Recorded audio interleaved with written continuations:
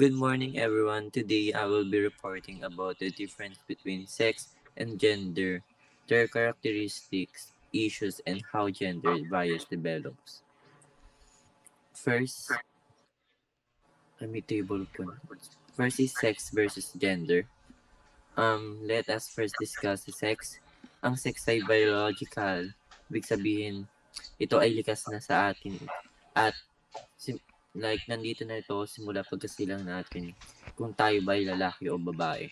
Like for example, ang mga lalaki ay may similya at testicles at ang babae naman ay may uterus.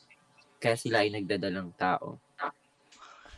Sa gender naman, ito ay socially constructed, meaning ito ay gawa ng society at culture. Dito pumapasok yung expectations ng lipunan na dapat ang lalaki ay malakas or strong at breadwinner at ang babae ay mainhin at nurturing. Kaya unlike sex, gender can actually change depende sa kultura, lipunan at panahon. Next is characteristics. Pagdating sa characteristics, biological talaga siya, like reproductive, like yung tawag dun, like reproductive organs at physical functions. Pero yung gender characteristics are more on social expectations. Like for example, ang lalaki ay inaasahan na provider, matipuno, samantala ang babae ay expected na homemaker, gentle at nag-aalaga sa mga bata sa bahay. So makikita natin dito na sex is what you are born with, pero gender is what society expects from you. Next is issues with gender. Wait lang. Ngayon ay may mga issues pagdating sa gender roles kasi minsan nagiging parang script ito na sinusunod ng tao, like ano siya tawag dun, na kinalakihan na. Halimbawa, sinasabi ng lalaki ay hindi dapat maging nurse at ang babae ay hindi dapat maging engineer dahil dito nagkaroon ng limitation sa mga opportunities. At kapag hindi natin kinilala yung pagkakaiba ng needs ng lalaki at babae, ito ay ng nagre-resulta ito sa sexism or gender discrimination. Kaya importante talaga na ma-recognize natin yung ang unique contributions ng bawat isa. Next.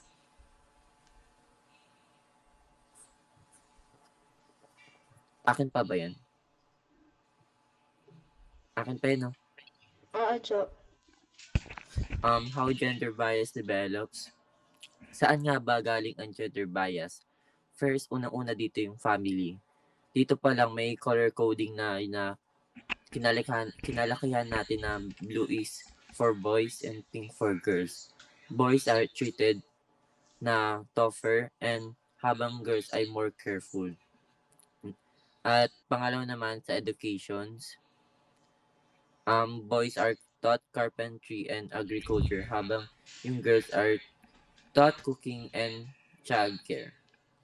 Sa religion naman ay yung babae ay madalas na nakita na self-sacrificing at submissive, and sa media naman, women are shown either as homemakers or sexual objects in ads. Sa state naman ay may mga batas noon na mas pabor sa lalaki pagdating sa property at decision making. Makikita natin dito na from childhood hanggang pagtanda may mga institutions na humuhubog ng gender bias. So, yun yung mga pinanggalingan ng gender bias. Next is, hanggang dun lang ako, right? So for gender issues, today we will talk about the 7 multiple burden, gender stereotyping, colonialization, and violence against women. So I will now explain each one of them.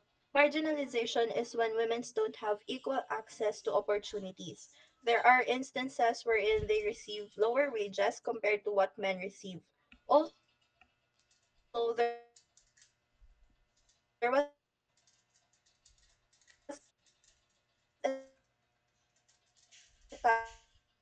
women position wherein they have less power and authority.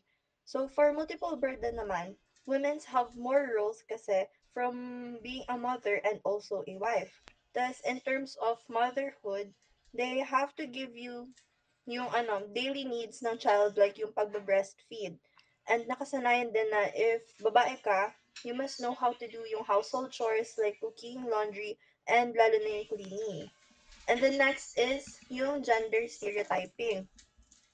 For gender stereotyping naman, merong mga courses or programs na kinoconsider ng mga tao na for men lang and merong for women only. Example is, pag health-related yung works, expected na babae yung magte-take nun. Tas pag engineering and law, more on lalaki yung nasa field na yon. Tas another example is sa colors.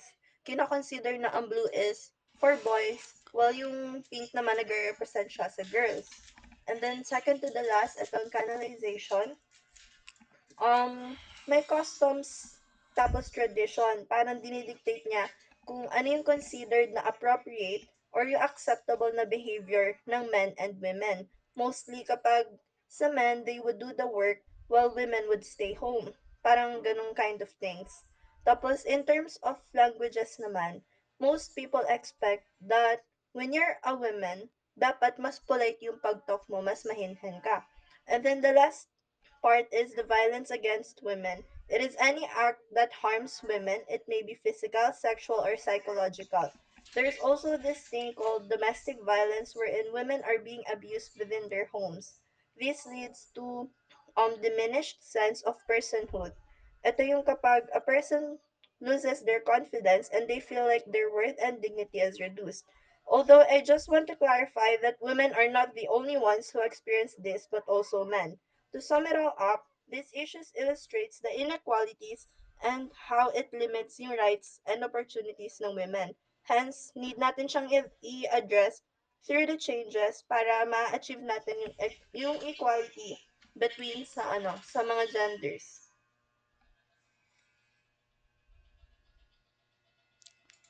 Next naman is the gender and development. Ang definition and importance nito. What is gendered ay how we can express gender issues. We can express it through gender developments, GAD. This means that when we talk about development in society, dapat din is we should also look at how men and women, kung paano sila tinatrato. At itong development na to is not just about yung mga projects or mga buildings. It is about improving the quality of life of all people by giving them equal opportunities. Also, GAD recognized that there are blocks or barriers like gender bias and stereotypes that stop people, especially women, from fully benefiting from the development. Ang golden neto is to make sure that both men and women have equal rights and equal opportunities. Next is, what is the development? Just like I said, it is a progress to improve the quality of life of all people. Uh,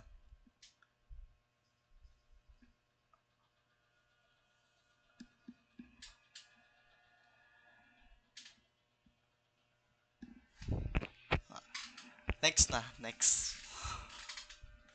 What is GA? Just like I said that there are blocks. Ito yung block na to is ito yung gender biases na nag nag-aaka sa barrier sa mga babae or ilan sa mga lalaki na mag-fully benefit sa development ng buong society. At ito rin dito rin is promote din ang principle na development is for all and the fairness and equity to everyone to achieve a full and satisfying life. Next is why GAD. Why GAD is important is because it focuses on people, not just projects. It helps reduce inequality caused by traditional gender roles. and promotes fairness and encourages the growth. Itong growth na to is because JD empowers women to be effective as half the national producers of good and services. This means na itong growth na to is nag-happens when half ng women are overpowered as a society's workforce. At sa equity naman, it happens when those who have less or are given more support so that everyone is treated equality. For the gender fair society, this is a society when men and women share the same rights, responsibilities, and power and decision making. GAD is also not a fight between men and women. It is not a anti-male or role reversal. Instead, it is about respect, fairness, and removing stereotypes. Just like I said, sa sinabi din ng World Bank, because eliminating gender inequalities leads to significantly productivity against provides large societal benefits and enhance poverty reduction scheme. For the Constitution, dito na-recognize ang role ng women in nation building. Over time, ang government then is nag-pass ng laws like yung Magna Carta of Women which protects women's rights, especially those in marginalized groups. Sa history ng gender and development. For the history of the gender development, in 1970 to 1980s, women's movement grew. The Philippines signed the UN CEDAW. The UN CEDAW means that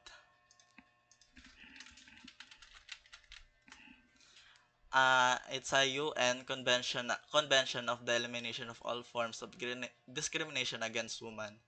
Ito po ay isang international treaty ng ina-adapt ng UN to ensure women enjoy equal human rights with men. Dito rin sa panahon na to is nag-develop ng plano para sa mga women. Thus, during 1990s, Gender Development or GAD became official. The Beijing Platform for Action and Strengthened Women's Rights. Dito rin is na-implement yung GAD budget policy. Noong 2000s naman is, dito naman is, yung Magna Carta of Women ay nag-pass, ensuring that women's right and inequality in laws and governance. Dito rin is nag-adapt ng framework plan for women championing tree trust. Ito is yung promotion of women's human rights, economic empowerment, and yung gender responsive governance. Sa Magna Carta of Women, ito ay ang comprehensive women's human rights laws that seeks to eliminate discrimination against women by recognizing, protecting, fulfilling, and promoting the rights of Filipino women. Ito po especially those in marginalized sectors. Sila yung mga nasa disadvantaged, vulnerable, or nasa basic groups. Next is ito, yung who are covered by the RRR implementing rules and regulations. Yung in short, yung sa Magna Carta of Women. Itong yung covered ng IRR ang national government agencies, government bodies, local government units, private and state universities and college, private and public school, equivalent unit of autonomous regions, and private entities. Next. Where do we go from here? And on a personal level, we can start by challenging personal biases, sharing responsibilities at home, at pagtuturo at sa mga bata ang gender fairness. In a more professional level naman, we must ensure that equal opportunities in education, hiring, and leadership that prevent discrimination. Ito rin is nag nagpo-promote din sila ng lahat ng tao is deserving ng equal treatment no matter their gender identity or sexuality.